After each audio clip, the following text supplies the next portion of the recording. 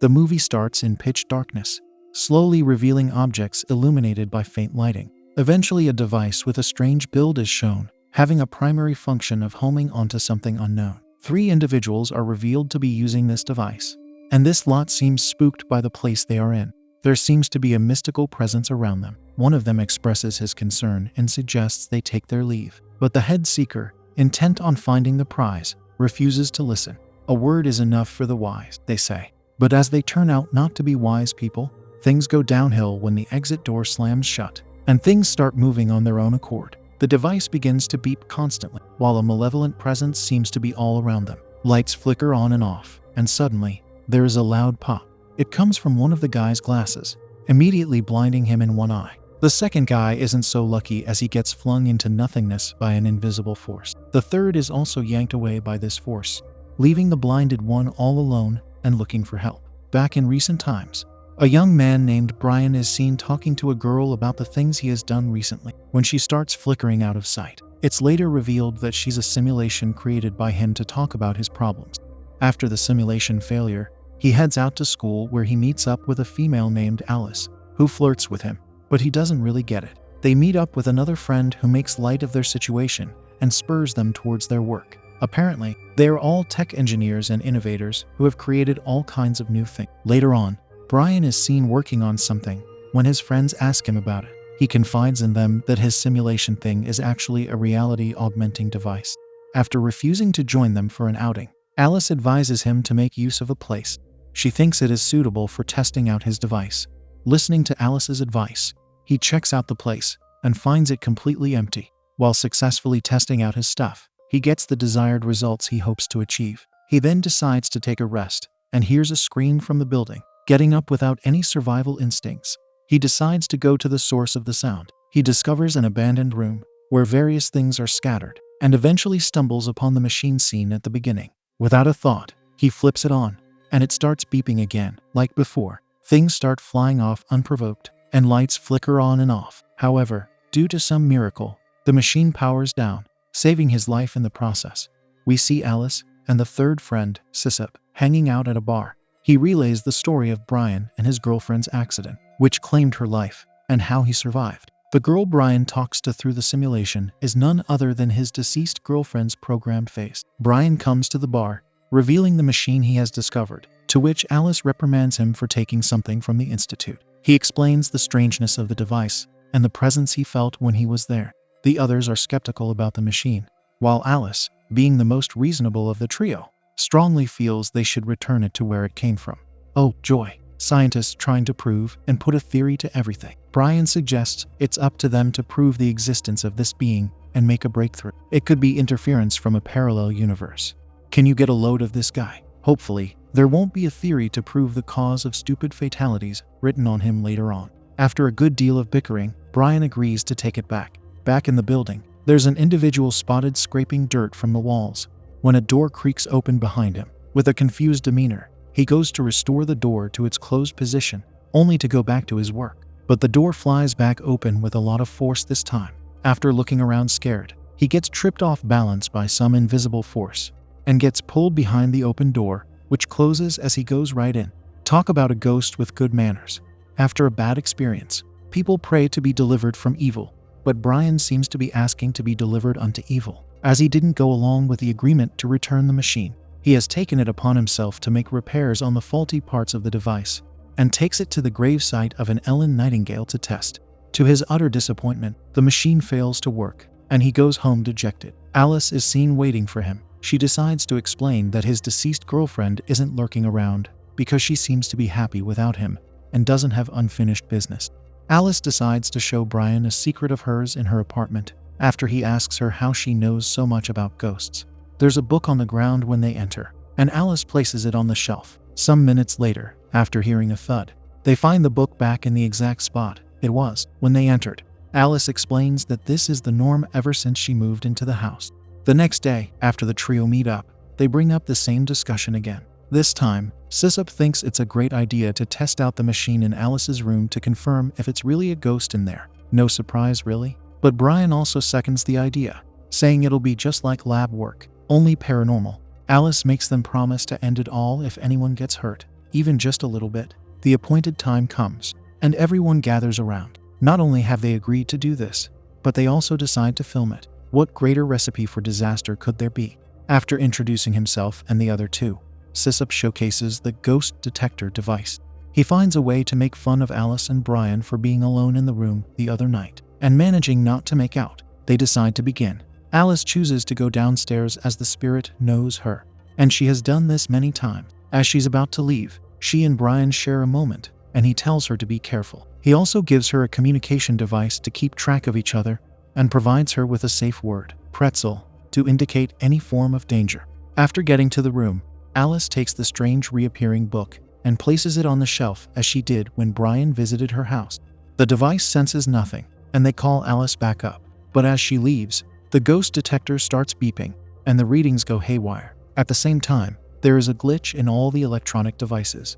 They start malfunctioning, and they can't seem to get a hold of Alice on the other end of the line. Did Alice go to Wonderland already? In a fit of concern, Brian rushes over to check on Alice, who is indeed in Wonderland. Books are seen floating all around her as she calls the word pretzel over and over again with no response. In a state of utter shock, Brian stands behind Alice, looking at the floating books, unable to form a word.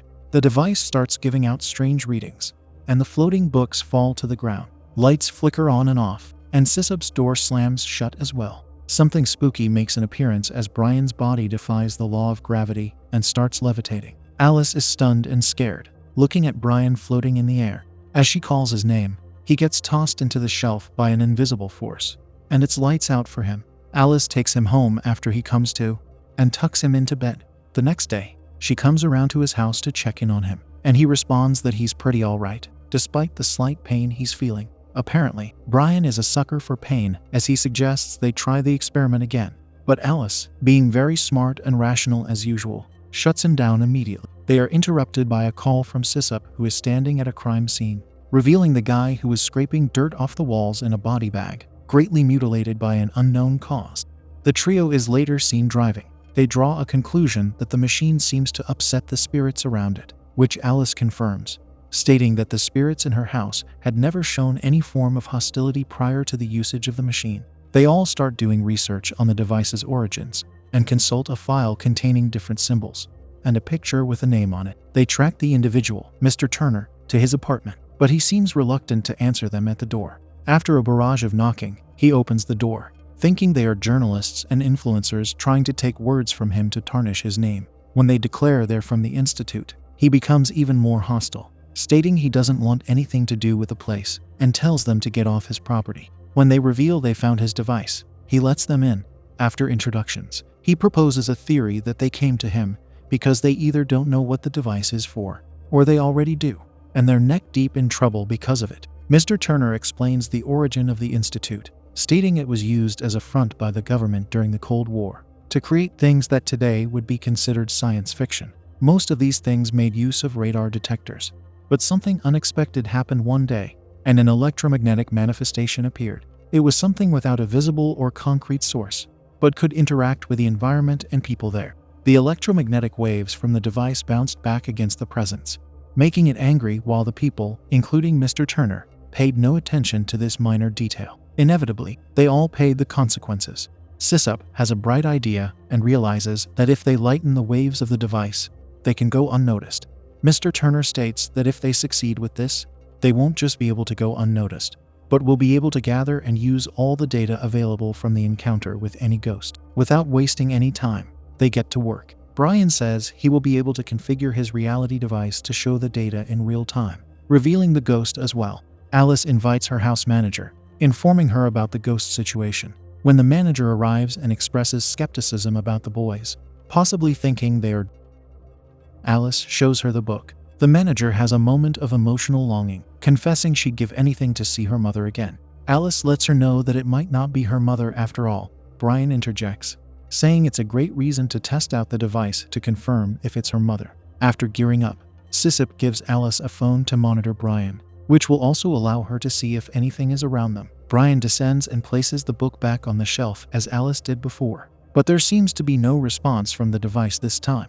After a thorough inspection, they decide it's not working out, and that Brian should return to them. As he's about to leave, the temperature drops, and an apparition appears from thin air, revealing the ghostly outline of Kira's mother, removing the book from the shelf and bringing it forward. According to Kira, she and her mother ended things on very bad terms. She always felt her presence in the room, which is why she rented out the house in the first place. Seeing her mother's ghost, Kira rushes downstairs without heeding Alice's calls not to go. Sissip, however, tells Alice to watch and see how it unfolds. Reaching the scene where her mother is, Kira calls out, and her mother comes forward with the book, just inches away from her. She urges Kira to take the floating book. When Kira finally takes the book and sees the open part, she bursts into tears and hugs the book tight to her chest. Her mother disappears shortly after, and the group is seen celebrating the success of the night at a bar with beers. Alice hears a song she loves, and the others urge her to dance. They join her shortly. Alice and Brian start dancing and get caught in the moment, causing Brian to get wildly attracted to Alice. They go to his house that night and make love. The next morning, they go to the institute together. Sissip, noticing a change, asks what happened the night before. They skirt around his question, and he gets to his idea, which is about amplifying the range of the device on a greater scale. They would be able to see ghosts on a bigger scale and in more areas at once. To top it off, he plans to share it on the App Store for download, which would make them rich. The others ask what would happen if he encounters up to a dozen ghosts at once. He responds that he comes to the Institute mainly for a singular purpose: to create amazing technology to help change the world and reach different people. If there are greater steps to be taken, he wouldn't hesitate. They get to the place where he wants to test it, which turns out to be a factory where 53 people were born. Mr. Turner's friends also passed away here. Alice expresses her displeasure with the idea. It could turn out dangerous if the device malfunctions, thereby failing to perform its primary function of spotting ghosts. The secondary functions, like softening the electromagnetic waves, could be removed due to an accident, which could make the ghosts turn violent. A dispute arises as Brian agrees with Alice and tries to deter Sissip from undertaking this idea but Sissip states that since they already got what they initially wanted, they both want to bail on him. He further states that they do owe him for the idea he gave them concerning the device. Alice cautions him, saying they never asked him to broadcast the signal on a broader level, and it was solely his decision to go through with it. He attacks Alice, saying her only contribution was emotional support. She gives him a biting response, saying without her, there wouldn't have been a breakthrough in the project at all, as she brought the first ghost. They eventually have to leave him alone, as he is unyielding and determined to see it through. He attaches the device to his database and broadcasts with Wi-Fi signals in the community. There seems to be a reaction in the place where the device was found. Alice takes a jog and stops in the same building. Her phone connects to Sissip's network automatically. There is a presence around her, and she tries seeking it out with her phone, only to come in contact with a bloody and mangled apparition that appears to be the man who met his demise scraping the walls. She jumps back in fear and loses her balance, landing on her butt. She gets shivers down her spine when a drill resting on the table comes alive and makes its way towards her. She grabs her phone to find the previous ghost in possession of the drill. She grabs hold of the drill and tries to push against it as it inches towards her face, only to be able to get it away to her arm. Horrifyingly, it drills through her arm like a knife slicing through butter. The boys, panicking, have been looking for her for a while and decide to search for her. They get to the same building and break the locks with shears. Alice escapes from the building and goes to Mr. Turner's house to seek advice. He isn't home, but the door is open. She learns that he has been trying to get the machine to work before they found it. He left it there in hopes that some other people would be able to find it and achieve feats he could with the device, thereby granting him the hopes of seeing his parents and sister again. Alice realizes that coming to him was a mistake. However, she solidifies her resolve and tells him that he will be helping her stop Sissip and Brian from doing something that could be fatal for them both. Thinking it's about the ghost in her house, he tells her it's harmless, but she explains they aren't in her house. Realizing where they are, Mr. Turner tells Alice that the boys are in grave danger. There's a chance that all the device's extra built-in upgrades will fail inadvertently, as cell companies put up transmitters that block out any extra signal in the building. Sissip in the building with Brian shows his phone and informs Brian about his plan to upload all the data about the expedition on the web, in case anything goes wrong. At 11:35 p.m., they both start up the device and prepare to search for more ghosts. Things get bad very fast as the device starts malfunctioning, and they can't seem to pinpoint the ghost's location anymore. Lockers start slamming shut, and the receptor on Sissip's ears falls to the ground and gets smashed. The heroes arrive at last to the scene and go into the building. However, Alice, looking up, realizes that the cell tower needs to be shut down first. She tells Mr. Turner about her plan and requires him to go save her friends.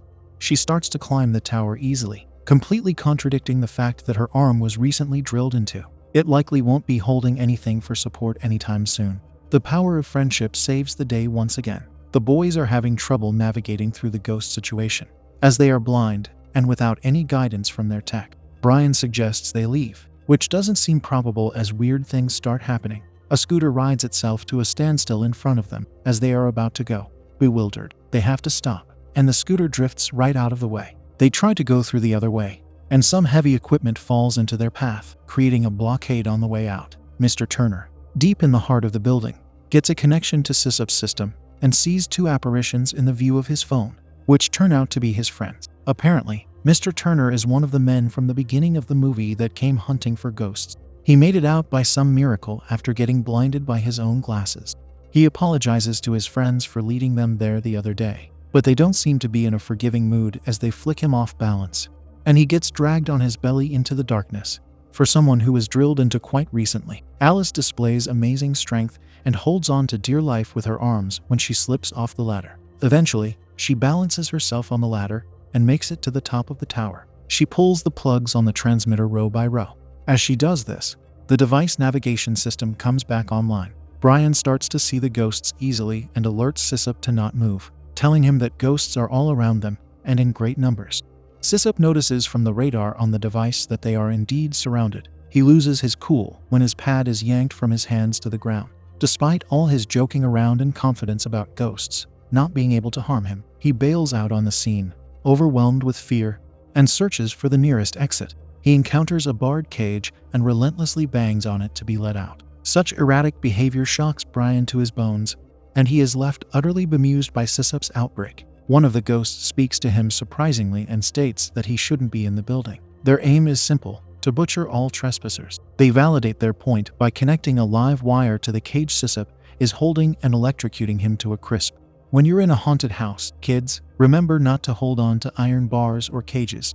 Just like sorting through computer files, Brian filters through ghosts as he makes his getaway in the building and discovers Mr. Turner's glasses on the ground, signaling the second demise. He reaches a place where Alice is seen just standing. Brian closes the door behind them and tells her they need to leave, only to discover she's disappeared. Realization dawns on him as Alice fell off the ladder when she pulled the last plug and might have met her demise as well. He starts to shed tears for Alice's life and safety, holding on to the slight hope that she might still be alive. He puts on his reality-augmenting visor and sees her ghost standing in front of him with a bloody visage, while she shows him how she passed away. The door he closed gets opened by one of the ghosts and eerie sounds are being made by it. Thinking about his deceased friends and girlfriend, he decides to succumb to meeting his end and whatever might be in store for him next. However, he hears Alice's voice calling his name softly and gets yanked in different directions by an invisible force. Sisup is seen barely hanging on to life as he wheezes and breathes raggedly in heavy pattern. His last act is to upload the data from their experiment to the web. As it gets completed, he gives up the ghost. Alice is seen on the top of the building, deceased as well. She's lying in a pool of blood as her head hit the roof when she crashed down from the ladder. Brian, too, is seen from a meat hook plunged into his body. While Mr. Turner can't be found anywhere, he must at least be with his friends and family, haunting the place. The ghosts seem to make good on their promise and don't let a single one of them leave alive.